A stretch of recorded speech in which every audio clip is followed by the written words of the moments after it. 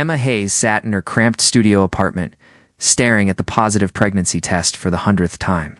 3 pink lines that had completely derailed her carefully planned life. She pressed her hand against her still flat stomach, tears streaming down her cheeks as reality crashed over her in waves. The father was Julian Blackwood, the brilliant, possibly handsome CEO she had served as executive assistant for the past 4 years. The same man who barely acknowledged her existence beyond work matters, except for one unforgettable night 3 months ago. The annual company gala had been spectacular. Crystal chandeliers, designer gowns, champagne flowing like water. Emma had worn a simple black dress. Nothing compared to the expensive creations adorning the other guests, but Julian had noticed her anyway. His steel blue eyes had found hers across the ballroom, and something shifted between them. They had talked for hours, sharing stories and laughter, the professional boundaries melting away with each glass of wine. When he asked her to dance, she felt like Cinderella finally getting her moment. The night ended in his penthouse, a blur of passion and whispered words that made her believe, just for those few hours, that she mattered to him as more than an employee. The morning after shattered that illusion. Julian was gone before dawn, leaving only a brief text message that made her stomach drop. Last night was inappropriate given our working relationship. Let's maintain professionalism moving forward. Emma had shown up to work Monday morning with her heart in pieces, forcing herself to smile and be efficient, while he treated her with the same cool politeness he always had. It was as if that magical night had never happened.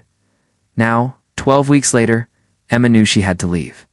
She could not raise a child while working for a man who saw her as a mistake to be forgotten. She spent 3 sleepless nights drafting her resignation letter, keeping it professional and vague. An opportunity elsewhere? Time for a change? Grateful for the experience. Nothing that would reveal the truth growing inside her. Friday morning arrived too quickly.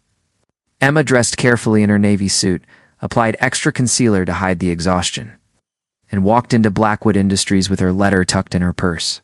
The gleaming tower of glass and steel had been her second home for years, but today it felt like a prison she needed to escape. She took the elevator to the executive floor, her heart pounding harder with each ascending number. Julian's office was enormous. With floor-to-ceiling windows overlooking Central Park, he sat behind his massive desk. Focused on his computer screen, his dark hair slightly disheveled in a way that still made her pulse quicken. At 35, he was a self-made billionaire, having built his technology empire from nothing. His sharp features and intense gaze intimidated most people, but Emma had always seen glimpses of something softer beneath the surface, though he rarely let it show. She knocked lightly on the doorframe. Julian glanced up, his expression neutral. "Emma, good morning. Do you have the quarterly reports? Actually, I need to speak with you about something else." She stepped inside, closing the door behind her. Her hands trembled slightly as she pulled out the envelope. "I'm resigning effective immediately. This is my formal notice." For the first time in months, Julian's professional mask slipped. His eyebrows drew together, genuine surprise crossing his face. "Resigning? Why?" "I have a personal opportunity that I need to pursue." The rehearsed words felt hollow. Julian stood, moving around the desk. He was tall, over 6 feet, and his presence filled the room. "What opportunity?" "You have a promising future here. I was planning to promote you to director level." Emma's throat tightened. A promotion, after years of hoping he saw her value, came now when she had to leave. "I appreciate that, but my decision is final."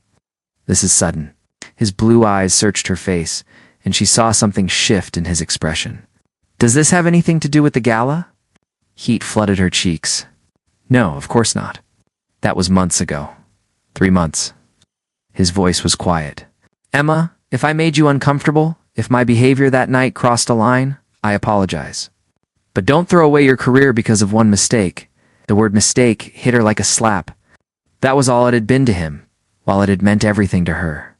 Emma felt dizzy suddenly, the room tilting sideways. She had skipped breakfast due to morning sickness, and the stress was catching up with her. "I need to go," she whispered. Turning toward the door, "Emma, wait." Julian reached out, but before he could touch her arm, the world went black. Emma woke up to bright fluorescent lights and the steady beep of medical equipment. She was lying on a gurney in what appeared to be a hallway of a hospital emergency room. Her head throbbed, and confusion clouded her thoughts. What happened? You fainted, a calm voice said. She turned to see Julian sitting in a plastic chair beside her, his jacket discarded, sleeves rolled up, looking more disheveled than she had ever seen him. At the office, I caught you before you hit the floor and brought you here. Should not have stayed. Emma tried to sit up, but a wave of nausea forced her back down. The doctor wants to speak with both of us, Julian said, his tone strange. Before she could respond, a middle-aged woman in a white coat approached, carrying a clipboard. Miss Hayes, good to see you awake. I'm Dr. Patricia Moore. Your blood work came back and I need to discuss the results. The doctor glanced at Julian, then back at Emma. Are you comfortable with this gentleman present? Emma's stomach sank. She knew what was coming. It's fine. Dr. Moore smiled gently. Your fainting spell was caused by low blood sugar and dehydration, both common in early pregnancy. Based on your hormone levels, I estimate you're about 12 weeks along. Congratulations. The silence that followed was deafening.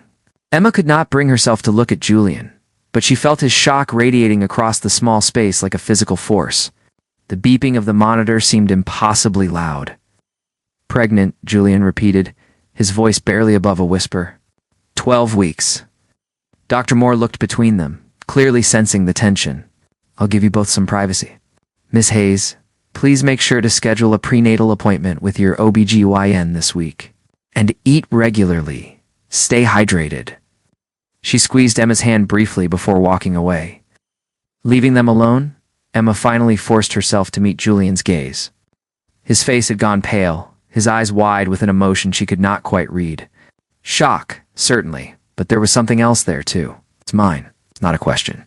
A statement. She nodded, unable to form words around the lump in her throat.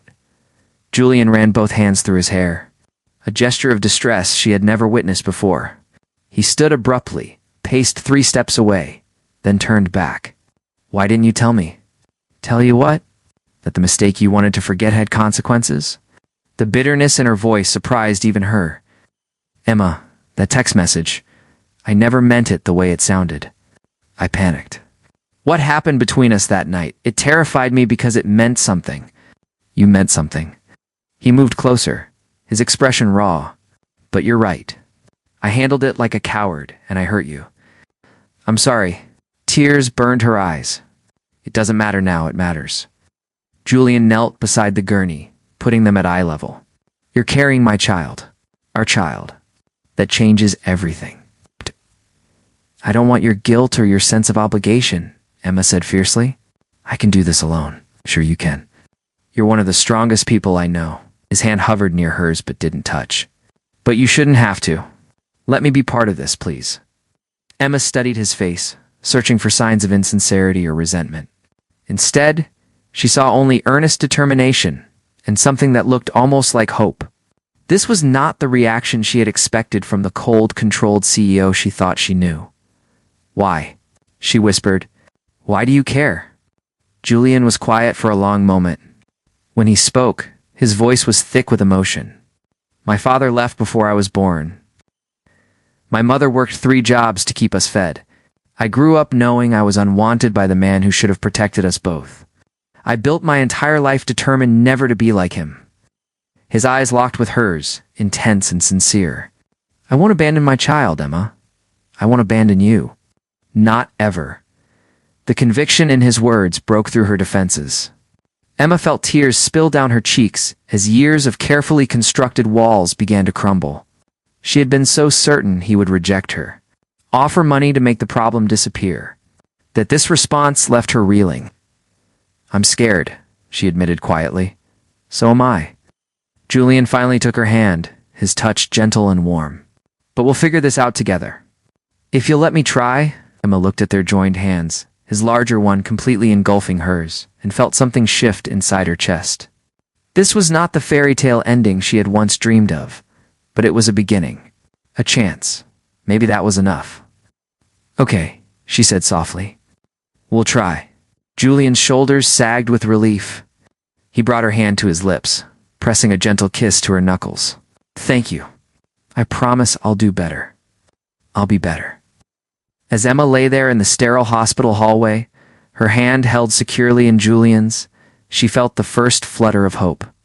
The road ahead would be complicated and uncertain. For the first time since seeing those 3 pink lines, she was not facing it alone. Whatever came next, they would navigate it together. The first week of their new arrangement was a disaster. Julian insisted Emma move into his penthouse immediately, citing her fainting spell as evidence she needed supervision. Emma agreed reluctantly, but only after establishing strict boundaries. She would have her own bedroom, maintain her independence. And this was temporary until she found her own place. Julian's penthouse occupied the entire top floor of a luxury building in Tribeca. The space was stunning, but impersonal, all sleek modern furniture and expensive art that looked untouched. Emma felt like an intruder in a museum. Her small suitcase looked pathetic in the guest room's enormous walk-in closet, a physical reminder of how different their worlds were. Their first real clash came on Tuesday morning. Emma woke to find Julian had thrown out all her coffee, replacing it with herbal tea. She stood in the kitchen, staring at the cabinet full of pregnancy-safe beverages, fury rising in her chest. "You had no right," she said when he emerged from his home gym. Sweaty from his morning workout, Julian grabbed a towel, seeming genuinely confused. "Caffeine is not recommended during pregnancy." "I was helping. Helping would be asking me first, not making decisions about my body without my consent." Emma's voice shook with anger. "I'm pregnant, Julian, not incompetent. 1 cup of coffee won't hurt the baby." His jaw tightened. "I'm trying to take care of you. Don't need a warden. I need a partner who respects me." She grabbed her purse. "I'm going to the coffee shop downstairs.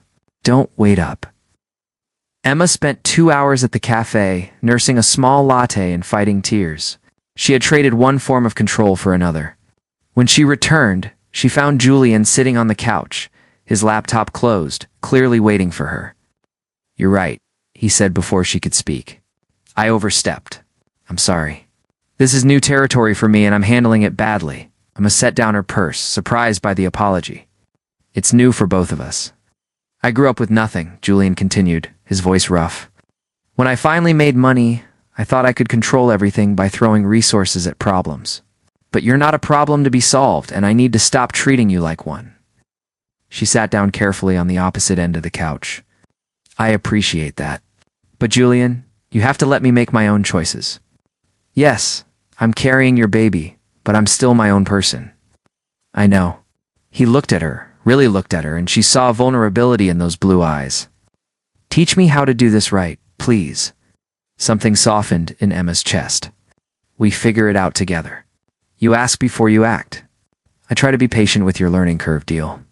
Julian extended his hand, and when she shook it, he held on a moment longer than necessary. Deal. The days that followed were easier.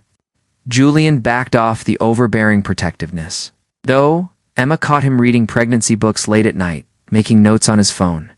He started asking questions instead of making demands. What foods sounded good to her? Did she want company at her doctor's appointments? Would she prefer he work from home some days? 2 weeks into their cohabitation, Emma woke at 3 a.m. with intense cravings. She tried to ignore them, but her stomach growled insistently. Finally, she crept to the kitchen, hoping not to wake Julian. She was standing in front of the open refrigerator when she heard his voice. "Can't sleep?" Emma jumped, turning to find him leaning against the doorway in pajama pants and a t-shirt. His hair adorably mussed from sleep. "Sorry, I didn't mean to wake you." "You didn't."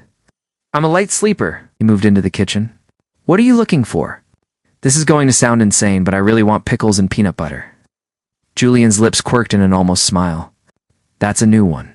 Let me check." He rummaged through the cabinets and emerged triumphant with both items. Smooth or crunchy? Crunchy. Emma accepted the jar gratefully, then hesitated. "You don't have to stay up with me. I want to." Julian pulled out a stool at the kitchen island. "Keep me company." They sat together in the dim kitchen, Emma eating her bizarre snack, while Julian asked gentle questions about her day. Somehow, in the quiet darkness, it felt easier to talk. Emma found herself telling him about her childhood in a small town upstate. Her mother's death when she was 19, working her way through college while supporting her younger sister. "I always wondered," Julian said quietly. "You were so much more capable than your position required. Why did you stay as an assistant for so long?" Emma licked peanut butter off her thumb. "Honestly, because I was in love with you." The confession hung in the air between them. Julian's expression shifted, something raw and painful crossing his features. "Emma, I don't know what to say. You don't have to say anything. I know how you feel about me. Professional respect, parental obligation, but nothing more. I've made peace with it. You're wrong." Julian's voice was low, intense. "That night at the gala, I didn't pursue you because I wanted one night. I pursued you because I had wanted you for years, and my self-control finally broke. Walking away the next morning was the hardest thing I've ever done." Emma's heart stuttered. "Then why did you IS? "Because you deserved better than being my assistant and my lover. The power dynamic was completely unethical. I thought if I pushed you away, you'd eventually leave and find someone who could give you a real relationship. Not a boss who was obsessed with you, but too much of a coward to risk what we had professionally." "That's the most idiotic logic I've ever heard," Emma said, but her voice was gentle. "You pushed me away to protect me. I told you I was handling this badly." Julian ran a hand through his hair. "I've been handling everything about you badly from the start." Emma studied his face, seeing past the billionaire exterior to the scared man beneath. "What do you want, Julian? Right now, in this moment, what do you actually want?" He met her eyes, and the hunger there stole her breath. "I want to kiss you. I've wanted to kiss you every day for 4 years. But I don't want to pressure you or make you think this is about the baby. What if I want you to kiss me?" Julian moved slowly, giving her every opportunity to pull away. When his lips finally met hers, it was gentle and reverent, nothing like the passionate urgency of their first night together. This kiss was a promise, a beginning, layered with 4 years of suppressed longing. Emma's hands came up to his chest, feeling his heart racing beneath her palms. When they finally broke apart, Julian rested his forehead against hers. "I don't want to mess this up." "Then don't." Emma smiled. "We take it slow. We figure it out together. Just like everything else." "I can do slow," Julian promised, then kissed her again, softer this time. "Starting tomorrow, I'm doing slow. Tonight, just let me hold you." They moved to the couch, Emma tucking herself against Julian's side as his arms wrapped around her. For the first time since discovering her pregnancy, she felt completely safe. They talked until dawn broke over the city, sharing dreams and fears and tiny details of their lives. By the time the sun painted the windows gold, something fundamental had shifted between them. The next few weeks brought a tentative happiness Emma had never expected. Julian was attentive without being controlling, affectionate, without pressuring her for more than she was ready to give. He came to every doctor's appointment, his hand finding hers whenever the ultrasound showed their growing baby. They fell into comfortable routines, cooking dinner together, watching movies on the couch, Julian's hand resting on her expanding belly. At 18 weeks, Emma finally felt brave enough to ask the question that had haunted her. They were lying in Julian's bed, where she had gradually migrated from the guest room. Fully clothed, but tangled together in the darkness. "Do you love me?" she whispered. "Or is this about the baby?" Julian was quiet for so long, she thought he might have fallen asleep. Then his arms tightened around her. "I fell in love with you 3 years ago. You brought me coffee during an all-nighter and noticed I was reading Hemingway between contracts. You sat down, and we argued about The Sun Also Rises for 2 hours. I fell harder when you organized my mother's birthday surprise before she passed, making sure every detail was perfect because you knew how much she meant to me. I fell completely when you held my hand at her funeral and didn't say anything, just stayed." Tears streamed down Emma's cheeks. "You never said anything. I was terrified. You were the best assistant I ever had, but more than that. You were the only person who saw me as human instead of a bank account. I couldn't risk losing that. So I stayed silent and hated myself for it." He brushed away her tears. "The baby gave me an excuse to be close to you. But Emma, I would love you even if you weren't carrying my child. I love your strength and your kindness. I love how you call me out when I'm being an arrogant jerk. I love the way you hum while you work. I love you, completely and hopelessly. Emma turned in his arms, finding his mouth in the darkness. The kiss deepened, hands exploring, clothes gradually disappearing. They made love slowly, carefully, Julian worshipping every inch of her changing body. It was nothing like their first rushed encounter. This was intimacy built on truth and trust. Afterwards, wrapped in each other's arms, Julian pressed a kiss to her temple. Marry me. Emma went still. What? Marry me. Not because of the baby, not because it's proper, but because I love you and I want to spend my life proving it every single day. Julian, we've only been really together for a few weeks. I've loved you for years. The timeline doesn't matter. He shifted to look at her face. I'm not asking you to say yes right now. I'm asking you to think about it. To consider building a real family with me. Emma searched his eyes and found only sincerity. Ask me again after the baby comes. If you still feel the same way, if this isn't just pregnancy hormones and proximity, ask me then. Julian smiled, relief and affection mixing on his face. Deal, but I'm warning you. I'm going to spend every day until then, making sure you know exactly how loved you are. I can live with that, Emma whispered, and kissed him again as the city lights twinkled beyond the windows. Everything changed when Olivia Thornton returned from her overseas assignment. Julian's business partner of 6 years, Olivia was brilliant, beautiful, and it always made her interest in Julian abundantly clear.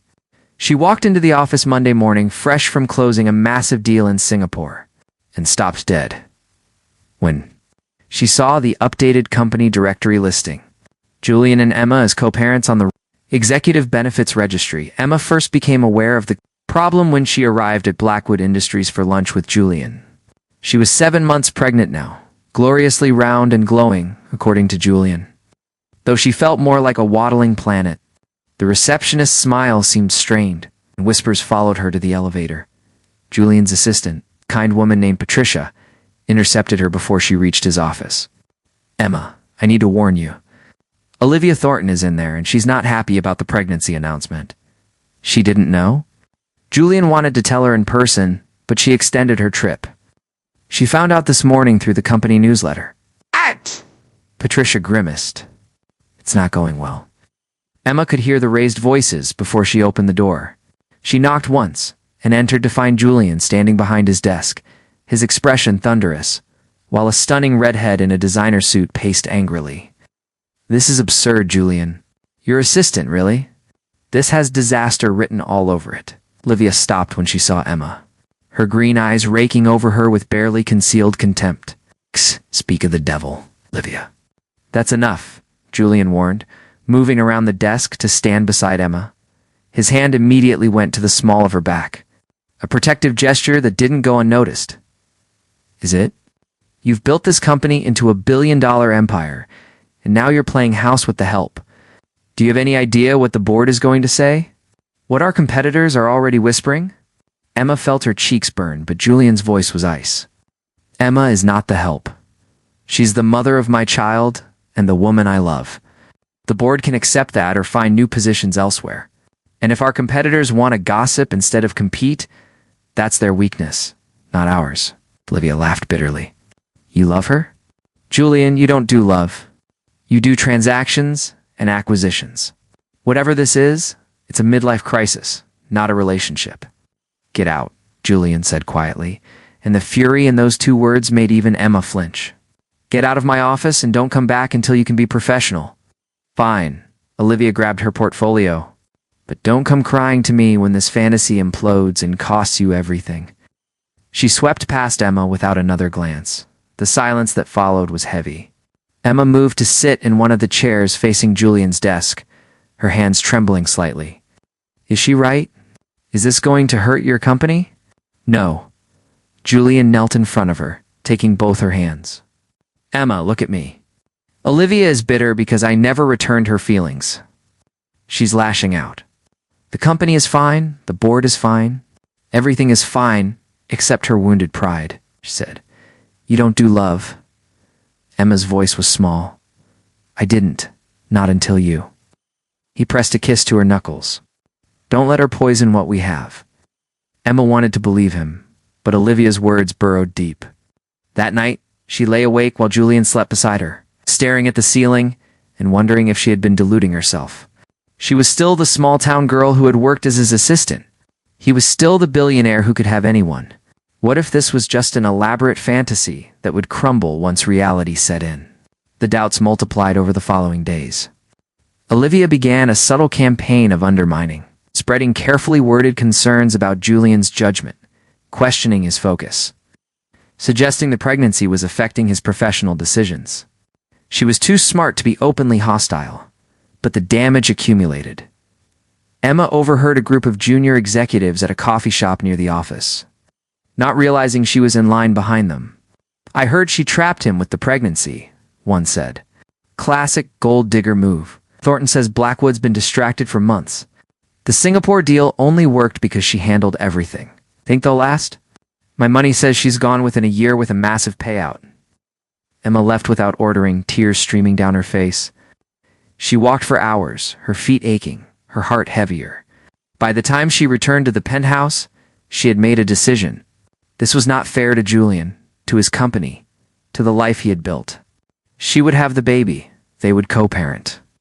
But she needed to step back before she destroyed everything he had worked for. Julian came home to find her packing. His face went pale. "What are you doing?"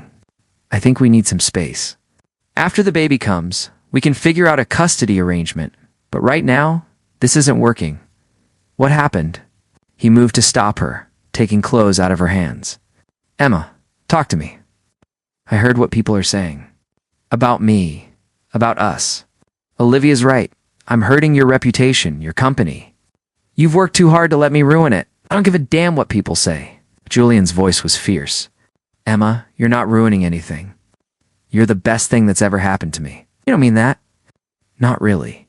This is proximity and responsibility and pregnancy hormones. But it's not real." Emma pulled away from him. "In a year, you'll look back and realize Olivia was right. I'll be the mistake you couldn't walk away from because of our daughter." "Stop." Julian caught her face between his hands, forcing her to look at him. "Listen to me very carefully. I have made many mistakes in my life, but loving you is not one of them. Olivia is jealous and bitter, and those people gossiping don't know anything about us. You want to know what's real? This is real."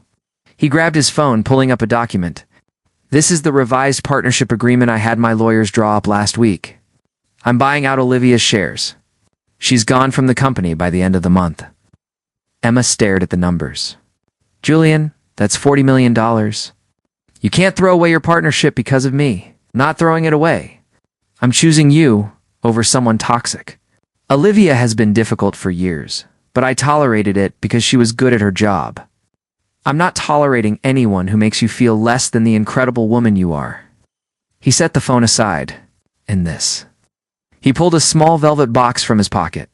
Emma's breath caught as he opened it, revealing a stunning diamond ring surrounded by sapphires. "I was going to wait until after the baby came, like you asked. But you need to know right now that this is forever for me. Emma Hayes. You are brilliant, strong, compassionate, and you have owned my heart for years. Will you marry me? Not because of our daughter, not because of gossip or expectations, but because I cannot imagine my life without you in it." Emma's tears spilled over as she looked from the ring to his face, seeing nothing but absolute certainty in his eyes. "You really mean it. I have never meant anything more in my entire life. I love you.